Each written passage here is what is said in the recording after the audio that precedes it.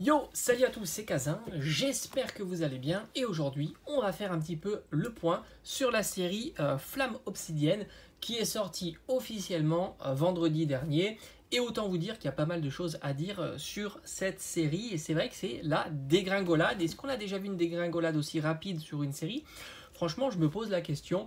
En tous les cas, ça a fait le tour des réseaux sociaux, hein. Le Dracofeu qui drop trop souvent, tout comme la carte Gold, toutes les cartes Dracofeu qui drop très souvent, ce qui a fait que les cartes ont descendu en flèche avec un taux qui était très avantageux. C'est vrai qu'il y a eu énormément de vidéos où on s'est aperçu que les ultras sortaient rapidement. À voir si ça dure dans le temps ou pas, si c'est vraiment une question de chance, où il y a eu des vidéos qui ont montré uniquement les bonnes ouvertures, ça on n'en sait rien, mais force est de constater qu'il y a eu quand même un certain impact sur le prix des cartes, et franchement il y a des cartes qui sont super pas chères. On va faire un petit tour comme ça, de mémoire, un petit peu des différentes cartes qui sont sorties. On va regarder ensemble le petit livret qui était fourni avec le TB, et c'est vrai que franchement c'est compliqué de suivre tout ça parce que les cartes valent vraiment pas cher du tout. Les cartes X, alors il y en a une qui résiste plutôt pas mal et j'étais assez surpris du coup. Alors à voir si elle sort pas souvent, etc.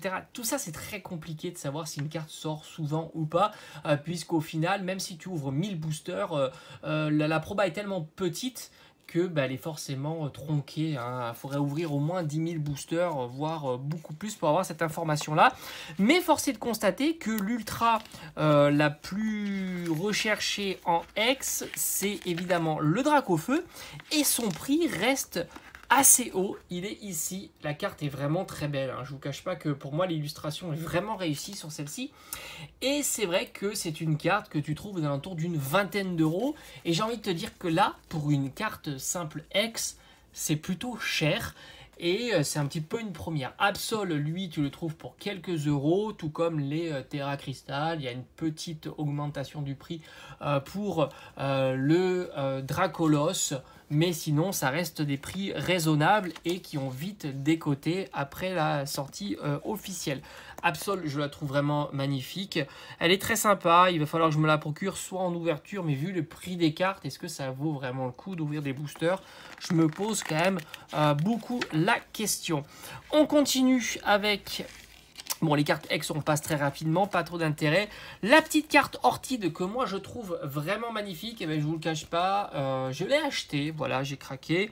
Je l'ai eu à un bon prix, je vous en ferai une réception au moment où je l'ai reçu. Là, on est plutôt aux alentours de 10-15 euros, on va dire, pour cette carte-là. Je la trouve vraiment très sympa. Moi, je l'ai eu pour un prix encore inférieur à ça et je me suis dit, est-ce qu'elle descendra plus bas? J'avais toujours pensé que cette carte-là, avec le temps, allait s'apprécier parce que je la trouve vraiment réussi. Ortide est un Pokémon très sympa et la carte est vraiment magnifique. La Fenard, alors la Fenard elle a fait le yo-yo, je vous la montre, elle est ici. La Fenard, quand elle est sortie, c'est ça qui est intéressant un petit peu de voir les prix avant la sortie, pendant la sortie, après la sortie, parce qu'avant la sortie il y a toujours des ouvertures, déjà parce qu'il y a les kits d'avant-première qui fait qu'il y a quand même beaucoup d'ouvertures. Et par conséquent, les cartes fuitent. Et c'était une carte que tu trouvais à la sortie aux alentours de 45 euros. Elle est montée jusqu'à 70, à peu près 70 euros. Et maintenant, elle se stabilise, on va dire, aux alentours d'une trentaine d'euros, grosso modo entre 30 et 35 euros. Est-ce qu'elle a atteint son prix plancher à 30-35 euros? Franchement, j'en sais rien. C'est trop imprévisible, surtout sur ces séries-là, et sachant que dans un mois, on a la série des 151. Donc, en tous les cas, elle a fait le yo-yo, elle est montée, elle est redescendue, et maintenant, on va voir un petit peu dans une semaine, dans 2 semaines, s'il y a des variations de prix. Je ne manquerai pas de vous tenir informé. En tous les cas, je trouve que c'est une carte qui est très jolie et pour moi ça fera partie d'une des cartes de la série avec Ortide, tout simplement. On va continuer avec, alors Super Dauphin, j'en parle pas, c'est pas une carte qui m'intéresse. Ampibidou, alors ça c'est une carte que j'ai envie d'avoir dans ma collection, pas parce que je collectionne Ampibidou, mais tout simplement parce que je trouve que l'illustration comme ça est vraiment réussie. Voilà, je la trouve vraiment très réussie cette illustration et par conséquent j'ai vraiment envie de l'avoir dans ma collection. En ce moment elle est vraiment bon marché, on est à 5 euros. Est-ce qu'elle peut descendre? Enfin franchement 5 euros, Une carte comme ça, c'est quand même, on est sur les bas prix, hein, quand même, faut pas trop se leurrer. Donc ça, c'est une carte, je pense que je vais pas trop tarder à l'acheter. À 4 euros, je pense que je l'achèterai sans trop de difficultés. La petite Mélo, très très jolie, elle aussi, elle n'a fait que diminuer. Voilà, c'est vraiment le pattern qu'on a observé. Elle a fait que diminuer, et on la trouve aux alentours de... Allez, une petite vingtaine d'euros, un petit peu moins. Ça aussi, c'est une carte qui m'intéresse. Mélo est magnifique, elle est très très belle et je pense que ça fera aussi partie des cartes de la série. Elle est vraiment réussie et j'aime beaucoup. J'aime vraiment beaucoup cette illustration.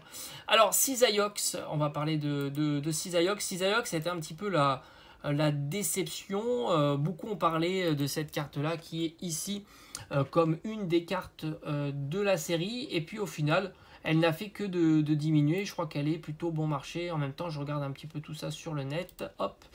Je crois qu'elle est redevenue plutôt attractive. Voilà, on est à une quinzaine d'euros. Pour une carte de ce format-là, c'est un prix qui est plutôt classique. Gourmelet, alors lui c'est pareil, on est un peu comme en Pibidou, on est sur des bas tarifs, on est sur du 5 euros, je crois qu'il est même encore moins cher que l'Ampibidou. Moi je l'ai eu en ouverture, donc voilà, ça c'était fait, c'est pas la carte de fou, hein, parce qu'elle n'a fait que décoter aussi. Becca Glaçon, alors les Terra Crystal c'est juste impressionnant, elles se sont cassées la figure, est-ce que ça a entraîné le Léviator? J'ai pas été regardé. Mais en tous les cas, Becca Glaçon est à moins de 10 euros, Tyrannosif est à moins de 20 euros, et je pense que Happy Rain, j'ai pas regardé, mais on doit être aux alentours de 10 euros aussi.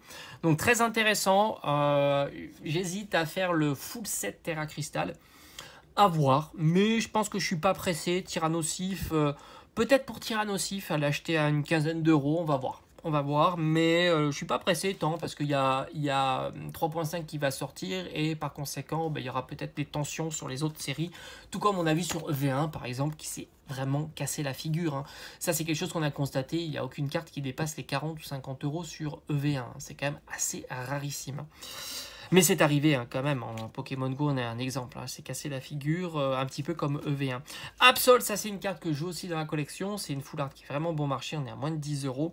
Le Dracofeu Terra Crystal, donc comme je vous ai dit, il y a eu pas mal de bruit sur le Dracofeu, comme quoi il tomberait encore plus souvent que les autres full art, ou les autres Terra Crystal, etc. Par conséquent, la carte s'est cassée la figure. On est aux alentours de 45 euros, moi j'avais dit à 40 euros, je me laisserais peut-être tenter, on va voir, peut-être tenter à 40 euros. Est-ce qu'on est sur les bas prix de cette carte là? On est tenté de dire oui parce qu'on est quand même sur un Dracofeu, mais après c'est compliqué hein, puisque on n'a pas de point de comparaison. C'est une série qui a vite décroché et on a du coup pas trop de points de comparaison, même si on sait qu'un Léviator Terra Crystal on est sur du 25 euros. Normalement il y a un peu plus de demandes sur du Dracofeu. Et il peut pas non plus être trop, enfin s'il descend trop, il y en a beaucoup qui vont certainement l'acheter, pour essayer de tout simplement d'investir et de penser qu'il vaudra plus cher plus tard. Tout simplement. Becca Glaçon en ex, j'ai pas été regardé parce que c'est pas une carte qui m'intéresse beaucoup. On peut regarder vite fait comme ça. Ouais, on est sur une quinzaine d'euros, donc franchement pour une alternative c'est cadeau. Hein. Les alternatives sont vraiment cadeaux. Le Dracofeu, même lui aussi. Hein. Alors attention hein, sur ces cartes-là, c'est de faire très attention quand même parce que l'état n'est pas toujours optimal. Ce qui peut expliquer aussi la décote des prix. Hein. Attention, hein. C'est vrai qu'on est sur des cartes où le Near Mint est mis à mal. N'oubliez pas qu'un Near Mint ne veut pas dire un Mint, c'est pas une carte neuve sans défaut. Et sur ces cartes-là, tu as souvent des print lines, des points blancs, voire même des petits enfoncements, j'en ai vu. Donc soyez pas surpris et par conséquent elle est Near Mint mais bas Near Mint quoi, hein. La carte est nickel partout sauf un petit enfoncement, un petit point blanc ou deux ou des choses comme ça. On est plutôt sur du 8 quoi, hein, en gradation plutôt que sur du 9-10 hein. Donc faites attention, ce qui peut expliquer les prix. Et en Dracofeu on est entre 150 et 200 euros hein, grosso modo, ce qui est vraiment pas cher hein. Ce qui est vraiment pas cher sur cette carte là, mais ce sont des prix qui sont pour moi hors budget. Je préférerais l'avoir un jour, pourquoi pas en gradé à je sais pas combien, avec une bonne note, ça, je serais plus rassuré pour l'état de la carte. Le Roux Carnage, ça a été aussi une catastrophe pour une alternative de ce rang là, on est sur du 25 euros. Le Dracofeu Gold, si je dis pas de bêtises, on doit être sur du 50-60 euros. Elle est ici. Je la trouve plutôt sympa hein, quand même. Mais les cartes Gold, je vous en avais déjà parlé, c'est des cartes qui sont pas du tout populaires. Et par conséquent, bah, une série qui se casse la figure et sur des cartes qui sont pas trop populaires, voilà le résultat. On a une Gold à 50-60 euros. Donc c'est pas cher, hein, j'ai envie de dire. Maintenant, à voir, est-ce que c'est le plafond ou pas. N'oubliez pas qu'il y a des petits défauts. Moi-même, j'ai un petit défaut ici. C'est des cartes hein, qui a énormément de défauts. N'hésitez pas à demander. Puis souvent, les vendeurs vous diront peut-être pas toujours la vérité. Alternative dresseur, je pense qu'on est sur du 20 euros, 10 euros. Hein, c'est vraiment pas cher non plus. Hein. Et les deux cartes gold, on est sur moins de 10 euros. C'est vraiment aussi pas cher du tout sur des cartes gold item ou lieu ou énergie, mais ça c'est des choses qu'on avait déjà observées par le passé.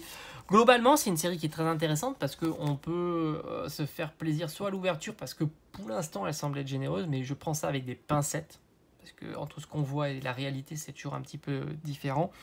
Mais en même temps, les cartes sont bon marché et tu en trouves en quantité plutôt importante sur cette série-là. Et c'est ça qui est assez marrant, c'est que malgré que les prix soient vraiment très concurrentiels, bah, les gens sont prêts à les vendre en tous les cas. Il n'y a pas de souci sur ça, il y a beaucoup d'offres, ce qui explique aussi bah, le fait que ça diminue assez fortement. Voilà, j'ai fait le tour sur la question. Je ne manquerai pas de vous tenir informé si ça décote encore ou si ça remonte aussi, parce que c'est intéressant de voir les deux. Je ne manquerai pas voilà, de vous tenir un petit peu, faire un petit point bilan sur cette série-là toutes les semaines, et puis sur d'autres séries, hein, si je vois des mouvements sur EV1, EV2, et puis pourquoi pas des séries un peu plus anciennes. Allez, je vous dis à bientôt, portez-vous bien, ciao ciao.